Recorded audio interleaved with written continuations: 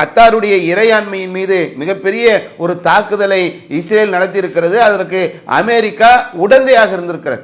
இப்போவாது அரபு நாடுகள் விழிப்படையுமா, அரபு நாடுகள் ஒன்று சேருமா என்று கேட்டால் அது எரும மாட்டில் பெஞ்ச மழை மாதிரி தான் இருக்குது. ஏன்னா கடந்த காலங்களில் காசாவில் அவ்வளோ அநியாயம் நடக்குது, அவ்வளோ குழந்தைங்களை கொண்டு இருக்கிறான், அவ்வளோ பேர் பட்டினியாக அவ்வளோ சாவுறாங்க, மருத்துவ வசதிகள் இல்லை, சுகாதார சீர்கேடு நிலவுகிறது.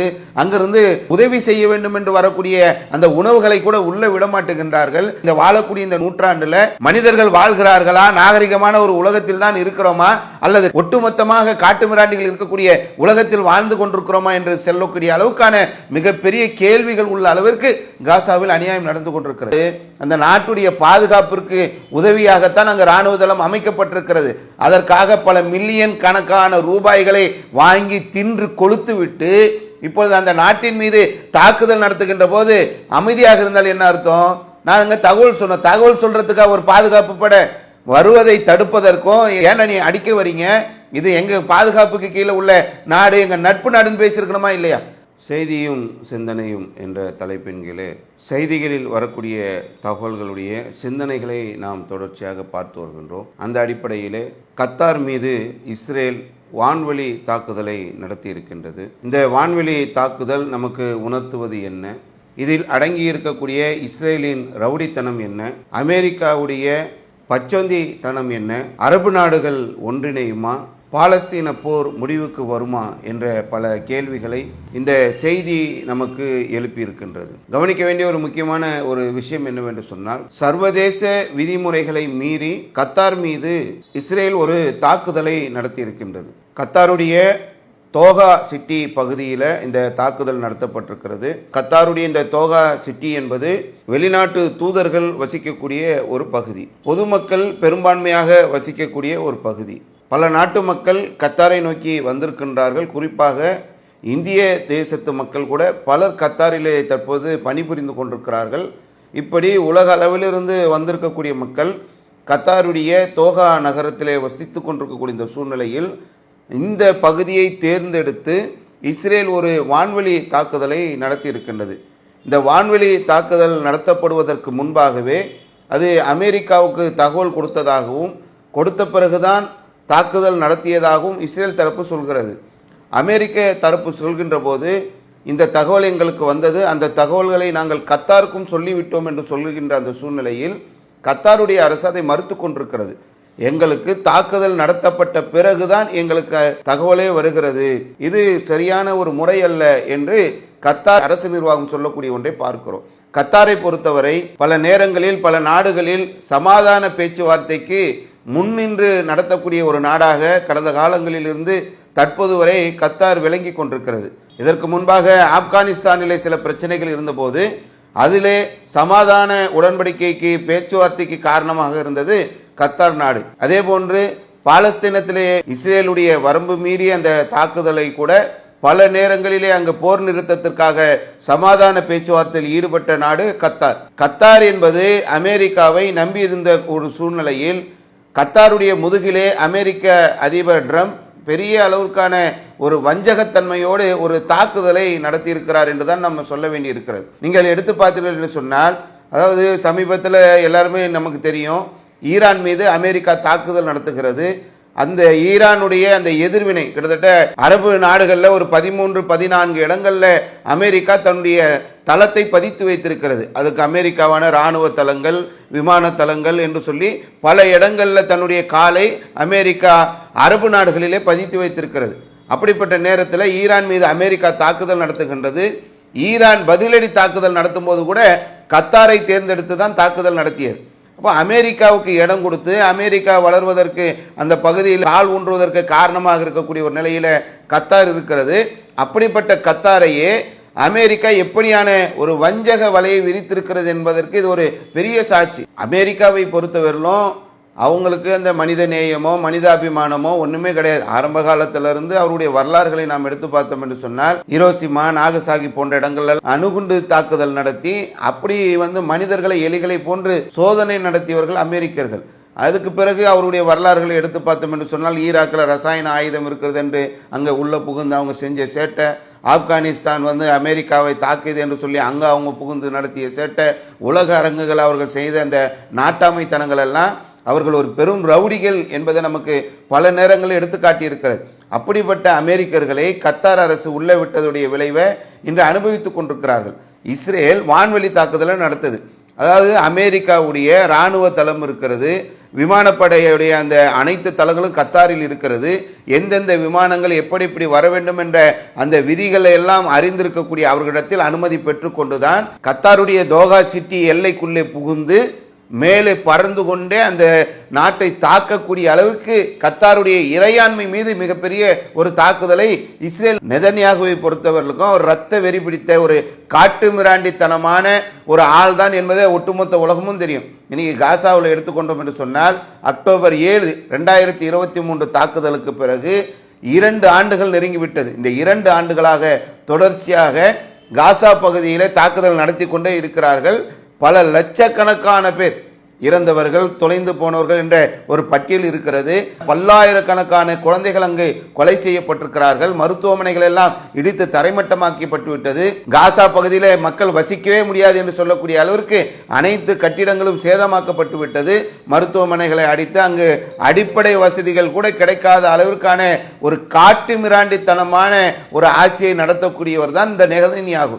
நெதன்யாகுவை பொறுத்தவரை எல்லாருக்கும் தெரியும், அவர் ஒரு மனிதகுல விரோதி, அவர் ஒரு காட்டு மிராண்டி, மோசமான ஒரு ஆட்சியாளர் என்பது எல்லாருக்குமே தெரியும். அப்படி இருக்கும்போது அவரோடு நட்பு வைத்துக் கொண்டு அவருக்கு ஆயுத சப்ளை செய்யக்கூடியவர்கள் தான் இந்த அமெரிக்க ஆட்சியாளர்கள். கடந்த காலங்களிலும் சரி, இப்போ ட்ரம்புடைய ஆட்சியிலும் சரி, தொடர்ச்சியாக ஆயுதங்கள் இஸ்ரேலுக்கு கொடுக்கப்பட்டு கொண்டே இருக்கிறது. காசாவுடைய தாக்குதலுக்கு இதுவரைக்கும் என்னென்ற ஒரு நிலை தெரியாத அளவுக்கு கடுமையான போக்கு தொடர்ச்சியாக இருக்குது. இப்போ என்ன விஷயம் என்று சொன்னால், அமெரிக்காவுக்கு முன்னாடியே தகவல் தெரியும். அவர்கள் கத்தாரை தாக்குவதாக முன்னாடி தகவல் சொல்லியிருக்கிறாங்க. என்ன செய்திருக்கணும் அமெரிக்கா? நீ இராணுவ தளம் எதுக்கு கத்தாரில் அமைச்சிருக்கிற? என்ன உனக்கும் கத்தாருக்கு உடன்பாடு? அந்த நாட்டுடைய பாதுகாப்பிற்கு உதவியாகத்தான் அங்கே இராணுவ தளம் அமைக்கப்பட்டிருக்கிறது. அதற்காக பல மில்லியன் கணக்கான ரூபாய்களை வாங்கி தின்று கொளுத்து விட்டு இப்பொழுது அந்த நாட்டின் மீது தாக்குதல் நடத்துகின்ற போது அமைதியாக இருந்தால் என்ன அர்த்தம்?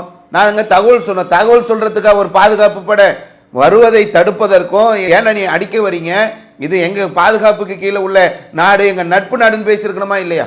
ட்ரம்ப் பதவி ஏற்றதுக்கு பிறகு சொகுசு விமானங்களை அவருக்கு கத்தார் அன்பளிப்பாக வழங்குகின்றது. ஒரு நட்பு நாடாக இந்த நாட்டிலிருந்து பொருளாதாரத்தை வாங்கி கொண்டு அங்கே போய் நம்ம இராணுவம் பணிபுரிந்து கொண்டிருக்கிறது என்ற எந்த நிலையும் இல்லாமல் கொஞ்சம் கூட இவர்களிடத்தில் நீதியோ நேர்மையோ ஒன்றுமே எதிர்பார்க்க முடியாது என்பதற்கு நிறைய வரலாற்று உதாரணங்கள் இருந்தால் கூட ஒரு இடத்துல பணம் வாங்கிக்கிட்டு அங்கே வேலை செய்கிறார்கள். அங்கு கூட வரம்பு மீறி ஒரு நிலையை செய்ததை பார்க்கணும். ட்ரம்ப் சமூக வலைதளங்களில் செய்தி வெளியிடுகின்றார், எனக்கு இதில் உடன்பாடு இல்லை. உனக்கு உடன்பாடு இருக்குதா இல்லையான்றத கேள்வி. கத்தார் தாக்கப்படுகிறது என்று சொன்னால் கத்தாருடைய பாதுகாப்புக்கு பொறுப்பேற்று இருக்கக்கூடிய நீங்க என்ன செய்யணும்? இப்படி வெறும் சமூக வலைதளங்களில் கருத்து போறது, நாங்கள் தகவல் சொல்லிட்டோம் என்று சொல்வதா? தகவலை எப்போ சொல்றாங்க? தாக்குதல் நடத்திய 10 நிமிடங்கள் கழித்து சொல்கிறார்கள். தாக்குதலுக்கு முன்னாடி சொன்னா கூட அவர்கள் அதற்கான ஏற்பாடுகள், பாதுகாப்பு ஏற்பாடுகளுக்குள்ள போவாங்க. எந்த ஒரு அறிவிப்பும் செய்யாம கத்தாருடைய இறையாண்மையின் மீது மிகப்பெரிய ஒரு தாக்குதலை இஸ்ரேல் நடத்தி இருக்கிறது. அதற்கு அமெரிக்கா உடந்தையாக இருந்திருக்கிறது. இப்போவாது அரபு நாடுகள் விழிப்படையுமா, அரபு நாடுகள் ஒன்று சேருமா என்று கேட்டால் அது எரும மாட்டில் பெஞ்ச மழை மாதிரி தான் இருக்குது. ஏன்னா கடந்த காலங்களில் காசாவில் அவ்வளோ அநியாயம் நடக்குது, அவ்வளோ குழந்தைகளை கொண்டு இருக்கிறான், அவ்வளோ பேர் பட்டினியாவில் சாவுறாங்க, மருத்துவ வசதிகள் இல்லை, சுகாதார சீர்கேடு நிலவுகிறது. அங்கிருந்து உதவி செய்ய வேண்டும் என்று வரக்கூடிய அந்த உணவுகளை கூட உள்ள விடமாட்டுகின்றார்கள். இந்த வாழக்கூடிய இந்த நூற்றாண்டில் மனிதர்கள் வாழ்கிறார்களா, நாகரிகமான ஒரு உலகத்தில் தான் இருக்கிறோமா, அல்லது ஒட்டுமொத்தமாக காட்டு மிராண்டிகள் இருக்கக்கூடிய உலகத்தில் வாழ்ந்து கொண்டிருக்கிறோமா என்று சொல்லக்கூடிய அளவுக்கான மிகப்பெரிய கேள்விகள் உள்ள அளவிற்கு காசாவில் அநியாயம் நடந்து கொண்டிருக்கிறது. இப்போதெல்லாம் அமைதியாக இருந்த அந்த அரபு நாடுகள் இப்ப மட்டும் விழிப்படைவார்களா? ஈரான்ல தாக்குதல் நடந்தப்போ என்ன பண்ணாங்க? ஈரான் வந்து பதில் தாக்குதல் நடத்தும் போது மட்டும் வந்து பேசினாங்க. ஈரான் கத்தார் மீது தாக்குதல் நடத்தின உடனே அது எப்படி கத்தாரில் தாக்குதல் நடத்தலாம்னு கேட்டீங்கல்ல. இன்னைக்கு இவ்வளவு பெரிய அநியாயத்தை இஸ்ரேல் நடத்தி இருக்கிறது, அதுக்கு அமெரிக்கா உடந்தையாக இருக்கிறது. அமெரிக்கா வந்து இதை கேள்வி கேட்கப்படணுமா இல்லையா? இதில் நட்புகளை முறிக்கிறது, அதுக்கு அடுத்த பணிகளை செய்கிறது, எந்த ஒரு செயல் திட்டமும் இல்லாமல் வாயளவில் ஒரு கண்டனத்தை தெரிவித்துக் கொண்டு ஒதுங்கி செல்லக்கூடிய நிலையில் தான் அரபு நாடுகள் இருக்கிறத நம்ம பார்க்கிறோம். அரபு நாட்டு ஊடகங்கள் எல்லாம் மிகப்பெரிய கேள்விகளை எழுப்பிக்கிட்டே இருக்கிறாங்க. இவங்களுக்கு என்ன எல்லையே கிடையாது. இஸ்ரேல் வந்து எல்லாரையும் போய் அடிப்பானா? இஸ்ரேலுக்குன்னு ஒரு வரம்பு இல்லையா, ஒரு எல்லை இல்லையா? எவ்வளவு நாளாக ஐக்கிய நாட்டு சபையில் இது சம்பந்தமாக பேசப்படும் போதெல்லாம் தன்னுடைய வீட்டோ பவரை பயன்படுத்தி அமெரிக்கா அதுக்கு வந்து தடை வாங்கி அதை நிலுவையில் வைத்துக் கொண்டிருக்கக்கூடிய இந்த சூழ்நிலையில் எல்லா பக்கத்து நாடுகள், அண்டை நாடுகள், எதிரி நாடுகள், நட்பு நாடுகள் யார் வேணாலும் போய் அடிப்பார்களா என்று சொல்லி இந்த எடுத்தம் என்று சொன்னார். Al Arabiya, Al Jazeera, Sky news, Al அவுசத்துன்னு பல பத்திரிகைகளில், பல தொலைக்காட்சிகளில் இது சம்பந்தமான கேள்விகளை பத்திரிகையாளர்கள் எழுப்புகிறார்கள். அரபு தேசத்து ஆட்சியாளர்கள் இது குறித்து எந்த ஒரு கவலையும் இல்லாமல் இருக்கிறார்கள். அமெரிக்காவுடைய கள்ள குழந்தை இஸ்ரேல், இஸ்ரேலுடைய கள்ள தந்தை அமெரிக்கா, இப்படிதான் அதில் நம்ம சொல்லணுமே தவிர இது வந்து ஒழுங்கா பிறந்த பிள்ளையும் கிடையாது, அவன் ஒழுங்கான அப்பனும் கிடையாதுன்னு வாங்கல. அந்த மாதிரியான உள்ள நிலையில தான் இஸ்ரேலுக்கு முதலாளி நிலையில இருந்து கொண்டு அமெரிக்கா சொல்வதும், அமெரிக்காவுடைய முதலாளியாக இஸ்ரேல் இருந்து கொண்டு, ஏன்னா இன்று அமெரிக்காவில் இருக்கக்கூடிய வர்த்தகத்தை நிர்ணயிக்கக்கூடிய இடத்தில் இன்று இஸ்ரேல் இருக்கிறது. பொருளாதார விஷயங்களை நிர்ணயிக்கக்கூடிய இடத்தில் இன்று இஸ்ரேல் இருக்கிறது. அமெரிக்காவுடைய முக்கியமான அதிகார இடங்களில் எல்லாம் யூதர்கள் இருக்கிறார்கள். இஸ்ரேலை பொறுத்தவரையிலும் ரொம்ப ஒரு மோசமான ஒரு நிலையில அவருடைய செயல்பாடுகள் போய்கொண்டிருக்கிறது. இந்த கத்தாரில் இவர்கள் இப்போது நடத்திருக்கக்கூடிய தாக்குதல் என்பது சர்வதேச விதிகளை மீறிய ஒரு தாக்குதல். இதை வந்து ஒரு சாதாரணமாக கடந்து போகக்கூடிய அளவெல்லாம் இல்லை. ஒரு மத்தியஸ்தம் பண்ண வரான், ரெண்டு பேருக்கும் மத்தியில் ஒரு சமாதான உடன்படிக்கை செய்வதற்காக வருகிறார்கள்.